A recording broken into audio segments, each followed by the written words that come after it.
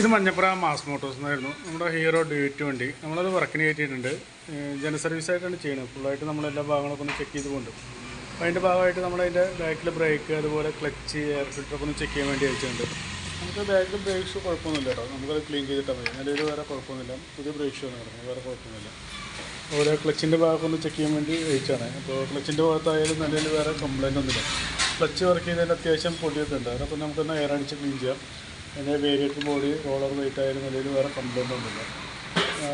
അതിൻ്റെ ബെൽറ്റ് ആയാലും നിലവിൽ വേറെ കുഴപ്പമൊന്നും, ബെൽറ്റ് നല്ല ബെൽറ്റാണ്, നിലവിൽ വേറെ കംപ്ലയിൻ്റ് ഒന്നുമില്ല. ഓട്ടോ ക്ലച്ചിൻ്റെ യൂണിറ്റ് ആയാലും വേറെ കംപ്ലയിൻ്റ് ഒന്നും കാണിക്കുന്നില്ല. ഒന്നും നമുക്ക് ഫുള്ളായിട്ട് അയച്ച് ക്ലീൻ ചെയ്താൽ മതി, വേറെ കുഴപ്പമൊന്നും കാണിക്കുന്നില്ല.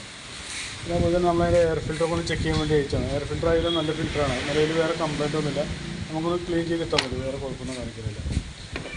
പിന്നെ പ്ലഗ് ആയാലും നിലവിൽ വേറെ കുഴപ്പമൊന്നും കാണിക്കുന്നില്ല. പ്ലഗ് നമുക്കത് ക്ലീൻ ചെയ്തിടാം.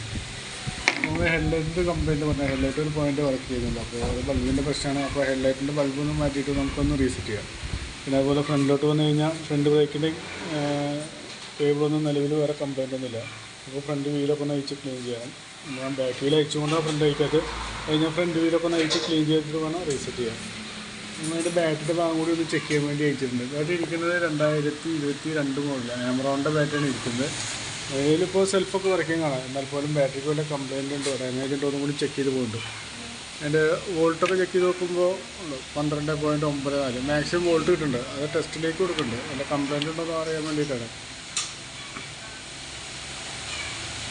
ബാറ്ററി ചെക്ക് ചെയ്ത് നോക്കുമ്പോൾ കംപ്ലയിൻ്റ് ആയിട്ടാണ് കാണിക്കുന്നത്. അപ്പോൾ സെൽഫിൻ്റെ കൂടുതൽ എന്തെങ്കിലും പ്രശ്നം കാണിക്കുമ്പോൾ നമുക്ക് ആ ബാറ്ററി ഒന്ന് മാറ്റി കളഞ്ഞാൽ മതി. നിലവിൽ ഇപ്പോൾ കുഴപ്പം കാണിക്കുന്നില്ല. സെൽഫിൻ്റെ കംപ്ലയിൻ്റ് കാണിക്കുമ്പോൾ ചെയ്താൽ മതി കേട്ടോ.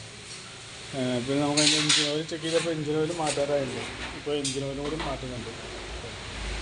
പിന്നെ വേറെ പറയത്തൊക്കെ വേറെ കംപ്ലയിൻ്റ് ഒന്നുമില്ല. അത്യാവശ്യം സർവീസിൻ്റേതായ ഭാഗങ്ങളൊക്കെ ചെക്ക് ചെയ്ത് പോവുക. വാട്ടർ സർവീസ് ഉണ്ട്, എഞ്ചിൻ ഓയിൽ മാറ്റാൻ പാർട്സുകളൊന്നും മാറ്റേണ്ടതില്ല, സർവീസായിട്ട് ചെയ്താൽ മതി. പിന്നെ മെയിനായിട്ട് നമുക്ക് എഞ്ചിൻ ഓയിലേ മാറ്റുള്ളൂ, വേറെ കുഴപ്പമൊന്നും കാണിക്കുന്നില്ല. ഓക്കെ. പിന്നെ ഹെഡ്ലൈറ്റ് ബൾബ്. അപ്പോൾ നിലവിൽ വരുന്ന വർക്കിൻ്റെ ഒരു എസ്റ്റിമേറ്റും കൂടി പറയാം, നോക്കിയിട്ടൊന്ന് റിപ്ലൈ ഇടാം.